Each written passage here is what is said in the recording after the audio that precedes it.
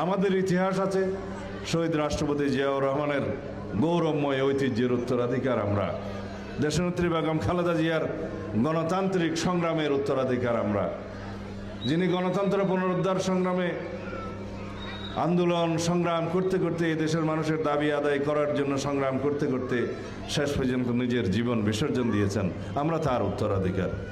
এই দল বাংলাদেশের মানুষকে ধারণ করে, বাংলাদেশের সকল ধর্মের, বর্ণের, জাত পাত, সমস্ত ভাষাভাষী, সমস্ত সংস্কৃতির মানুষকে ধারণ করে, তাদের ভাবনাকে ধারণ করে, তারুণ্যের ভাবনাকে আমরা ধারণ করি। এই দেশ একটি মেধা নির্ভর, জ্ঞান নির্ভর, প্রযুক্তি নির্ভর বাংলাদেশ হিসেবে গড়ে তুলব ইনশাআল্লাহ। আমরা সেই লক্ষ্যে বহু কর্মসূচি আমরা দিয়েছি। সুতরাং আমি আহ্বান জানাই, আমি 12 তারিখে বাংলাদেশে, সারা দেশে দানের শীষ প্রতীকের সমস্ত প্রার্থীকে জয়যুক্ত করে একটি শক্তিশালী গণতান্ত্রিক রাষ্ট্র বিনির্মাণে এদেশের জনগণ সহায়তা করবে, সমর্থন দিবে।